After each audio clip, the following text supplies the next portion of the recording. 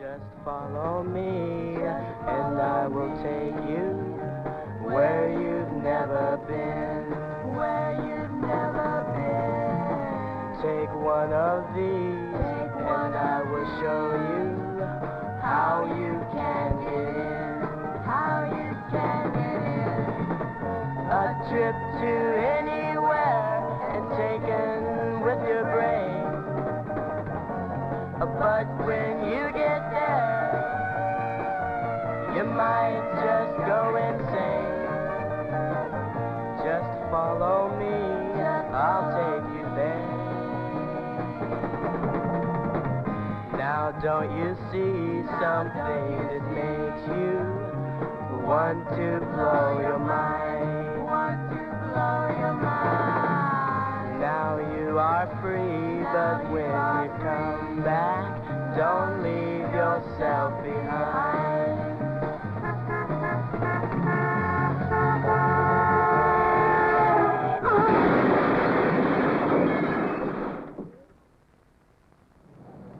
You followed me, I took you there. You followed me, you got nowhere.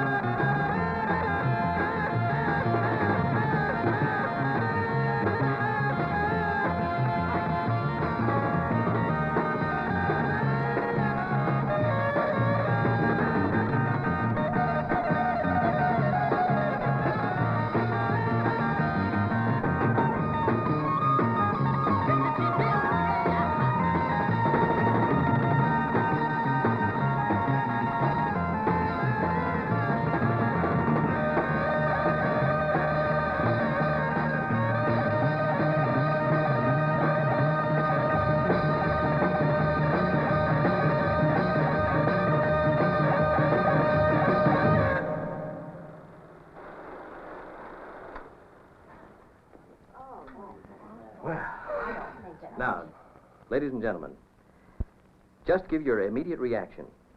Pick the answer which best describes each of the scenes. Well, what if I think they're all LSD? This was one of many such groups with whom I'd met. Parents seeking an answer. Their common bond was fear. It was reflected in the answers on their papers. The scenes they had watched all suggested LSD. And no wonder. This is our culture's newest anxiety. The preoccupation of a growing number of parents who think or know that their children are using LSD, or are afraid they may be tempted to use it. Now, let's take another look at these scenes and see how they compare with our answers. What are we going to see now? Most of you thought this was an accident caused by the use of LSD. Some of you even thought it might be a suicide. It was drugs, but not LSD. Her doctor gave her some medication with a warning not to drive, but she thought warnings were for other people.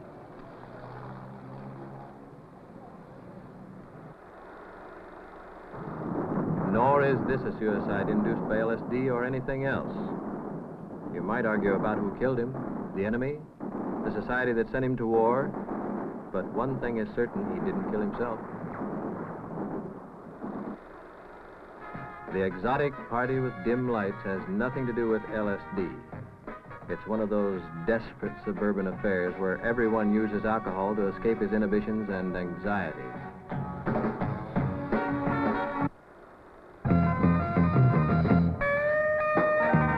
You could almost smell the incense in this one, couldn't you? Well, there isn't any. It's a school dance with adequate supervision.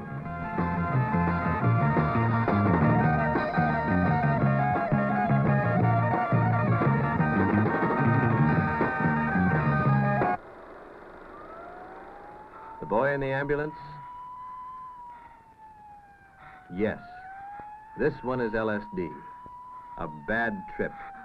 There's no question we have reason to view with alarm. But 4 times out of 5, our fears are groundless. We're being victimized by alarmists and sensationalism, which causes us to look at the world in a distorted way. Times of rapid change produce anxiety and escape from anxiety. And parents have been put on the defensive by neighbors, the police, teachers, all of whom equate long hair or being different with drugs. Behind every head of long hair does not lurk a mind distorted by drugs. Some of the most thoughtful, studious, alert, and eager minds belong to our sons and daughters. If they're to become participating members of the world, we must allow them to be apprentice adults and to feel some of the satisfying rewards that make it worthwhile to become an adult. Otherwise, it's only natural they'll run away from unimaginable dangers. Certainly there are dangers. There have always been dangers. But one thing is certain. We cannot help our children if we meet the dangers with hysteria and lies. Lies we tell ourselves, lies we tell to them. LSD. Now let's simmer down. Let's see what we can do. But what are you going to do, Dr. Wright? Dr. Wright. I had met with many such parent groups before, desperately seeking answers. When there was none, the anxiety grew intolerable and the defenses appeared. Most of them already knew the worst about LSD and were frightened. What they wanted to know was how could they get their children just as frightened. They began to describe to each other their frustrations at home in trying to get their children to listen to them. How can you study with all that noise? Daddy. Drowns out the racket from downstairs. What did you say? Nothing, I'm trying to get this trig problem. I thought I told you to get a haircut. I had to study for this test. It's always something. Now let me tell you something. Bill has tuned his father out. And where do you think he learned how to do that? He learned it from you, Mr. Jones. From me? Well, not just from you, Mr. Jones.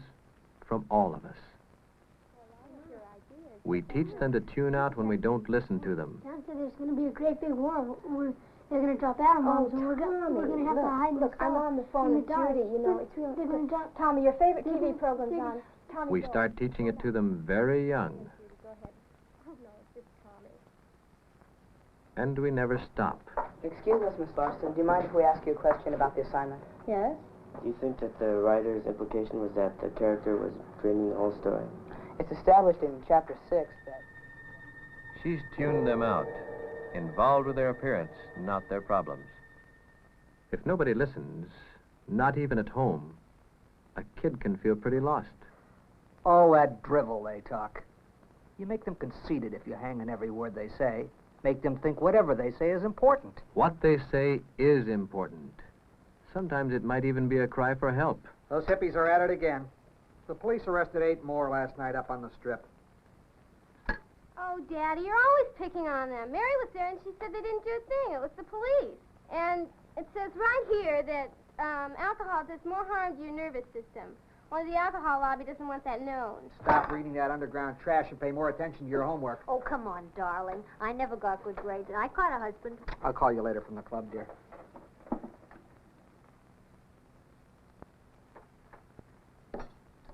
Oh? What's the matter with you? Nothing. Can't a person have any freedom around here? Freedom. Freedom. That's enough to frighten any parent. Her imagination is running wild. What does Nancy want? Just a minute. Are you going out barefooted? It's hot outside. I don't care what the temperature is. A young lady does not go out in public without her shoes. Nancy was testing, not consciously, but needfully. She was seeking the freedom to make the small decisions in her life, to have a sense of her own self. Okay, I'll wear shoes. But you could worry about clothes for other reasons. Somewhere Mrs. Porter had read that long sleeves were being worn to cover needle marks. When she thought about it, she hadn't seen Josh with bare arms for a long time.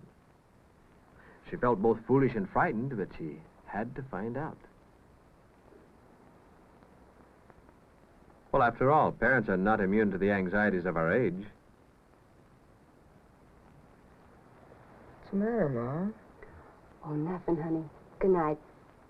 But what has happened to the avenues of communication that we must check up on our children in the dark by flashlight? Kids today have no manners, no sense of values. Half of them are long-haired drug addicts. You just have to listen to the news or read the papers to see it. Are you going to just listen to the news, or are you going to listen to your kids? Dr. Wright, as much as I love Bill and Gina, I've got to say that they are rude and inconsiderate a lot of the time. And sloppy, too, especially Bill. What is it you want from them? Do you want to show them off like a new carpet in the living room? Are they just something else you own? Or are they individuals, their very own selves, who need you for the very special purpose of teaching them how to become grown-ups? Well, I think that my children have sense enough to leave LSD alone. But how can I be sure when it's so available? One of the foremost authorities on LSD is Dr. J. Thomas Ungerleider of the UCLA Neuropsychiatric Institute. I want you to hear what he has to say about it.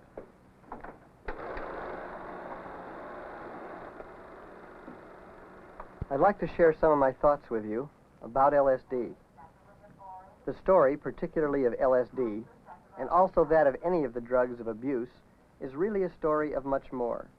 It's a story of the two generations, of those under 30, often called teenagers, teeny boppers, adolescents, or whatever, and those over 30, those of us who are the establishment.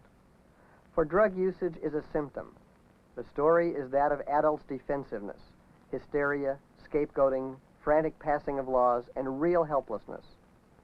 It's also a story of youngsters' rebellion, gullibility, of adverse reactions, and felony and misdemeanor convictions. Tragically, the story has caused a tremendous failure in communication between the two generations, which has led to what we call a real generation gap. We've all been pretty helpless. Parents, schools, police, judges, doctors, hospitals, psychiatrists, ministers. There's no simple cause, like being too permissive or too strict or not caring for the kids, nor can one expect each parent to be a drug expert on many different drugs by reading all the literature and having all the right answers. No one's to blame. There's no simple answer. No school courses, movies, tranquilizers, nor laws to solve this problem. Rather, we must understand a couple of things about the adolescent, and perhaps that will lead us as well to even understanding some things about ourselves. Now, understanding doesn't mean that we'll be totally permissive. We'll certainly lay down some rules. But what we have to understand first is the adolescent struggles with his sexuality and his angry feelings. There's no time like adolescence where these struggles are more difficult and where one has to work harder to find one's identity in life. Drugs like LSD give the tragic illusion to the youngster that he has no struggles and no problems with sexuality and anger. He can pretend to himself that he doesn't have to explore the world inside himself and the world outside himself. Unfortunately, the youngster who's contemplating taking drugs doesn't tell us about his hang-ups, as we call them, nor does any adolescent. But what he does is to test us. He criticizes us and our society, the world we've created. And this leads to the second point that we must understand. This is the coexistence in the adolescence of extreme perceptivity and extreme gullibility. His gullibility makes the adolescent swallow the nonsensical hucksterings of any drug prophet who comes along. We could probably sell him Disneyland if we tried. On the other hand, it's his perceptivity which makes the adolescent seemingly such a problem for the rest of us. He criticizes what he sees as being imperfect in our world, and he sees things in the adult world that we would rather he didn't see. He sees the hypocrisies. He sees the stifling of the organization man's individuality. He sees our materialism and often shallow lives. Unfortunately, when he criticizes us, we get defensive, and this is where the generation gap really becomes so large. This is where we really turn off his listening to us. Sometimes we say all drug use is a giant communist plot. Sometimes we advocate censoring the radio stations that play rock and roll songs with words and ideas we don't like. Sometimes we frantically pass laws. But always we're defensive and not willing to admit that the youngster has to help us to create a better world instead of dropping out of the world as we know it with drugs. But adolescence is a time of paradoxes. These kids actually want us to retain control of the home, the classroom, and the campus, and not to panic or to be totally permissive. They want to know our ideas, but they don't say, for example, tell me about alcoholism. What the adolescent says instead, to test us, is something like, alcohol is worse than LSD. then he watches our reaction. It's so important to let the youngster explore new ideas. For ideas and even rebellion can be good, but not the drug rebellion. Of course, these kids have us in a vulnerable position. We're a drug culture. That's the message at the beginning of the film. It's such a fundamental hypocrisy when we adults tell the youngsters that our drugs, our barbiturates, tranquilizers, and especially alcohol, are good drugs, and that it's their marijuana and LSD that are the bad drugs. What can we do? First of all, I think it's vital that we let people talk about drugs, in the schools and at home, because to make talking about drugs forbidden is to make it very exciting. Indeed, I've talked to youngsters who take drugs who would rather be drinking alcohol, because they like the effects of alcohol better. But when they're taking the forbidden drugs, they're thinking to themselves, what would Mom think if she knew? What would Teach think?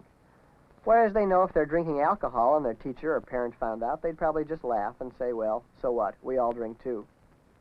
Some of the schools that won't discuss drugs have the worst drug problems.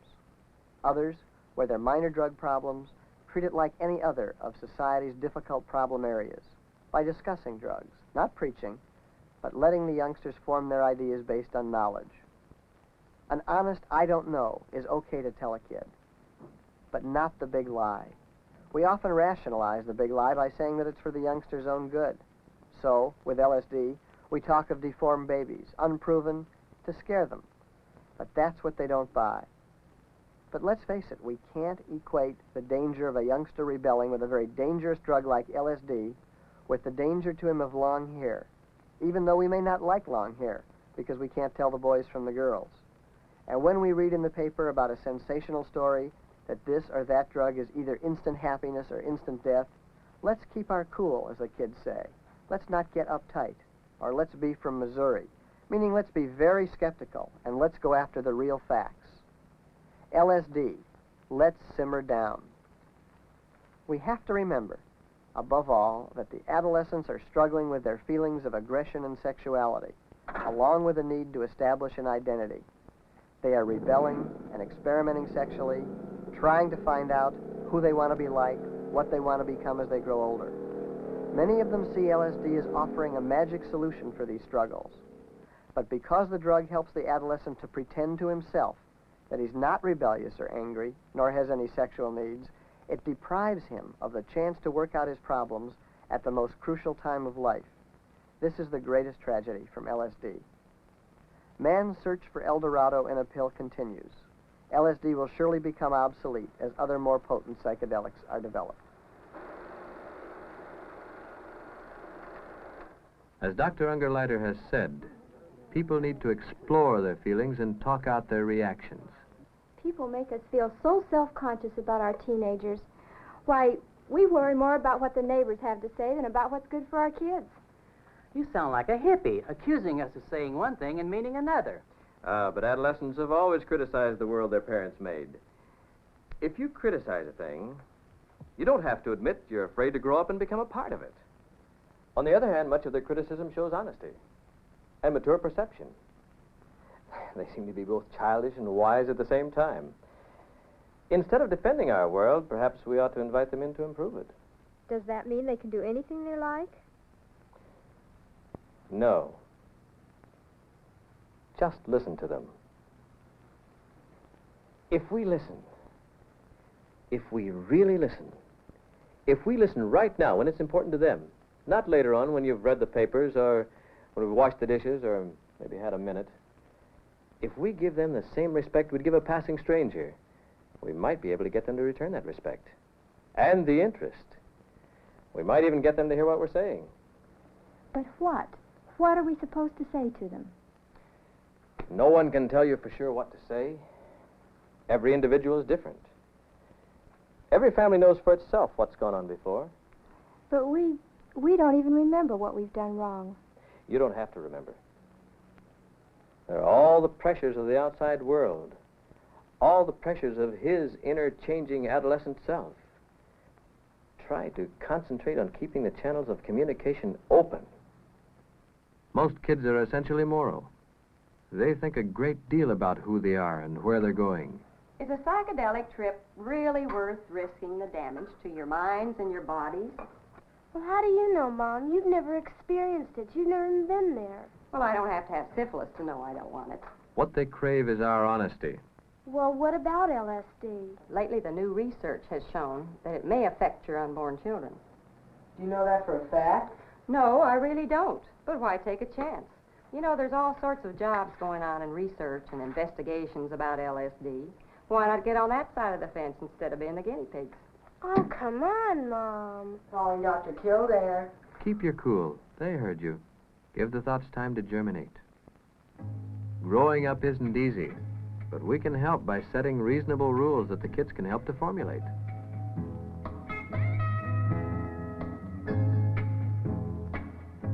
Rules about when to come home, and by skipping the non-essentials like clothes, fads, hairstyles, eating habits, speech mannerisms. Things that have no basic importance and are certainly not worth endless arguments, which only convince the youngster we can never understand him. Give him a chance to practice adult responsibility, to feel success and approval. There are times when hurt feelings and jumping to conclusions are simply inappropriate. So no matter how many times he may push you away in his struggle to stand alone, be there when he needs you. You know he isn't really all grown up yet. I'm really trying to be sincere, la la la, la la la la.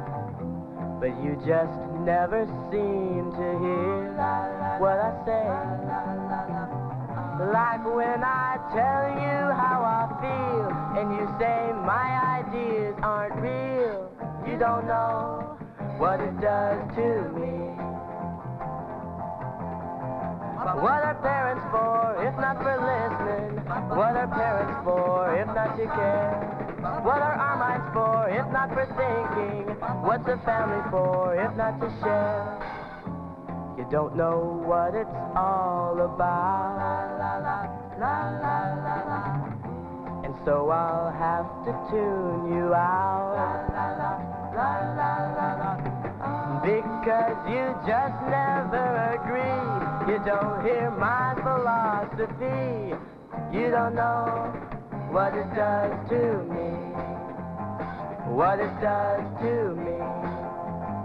What it does to me.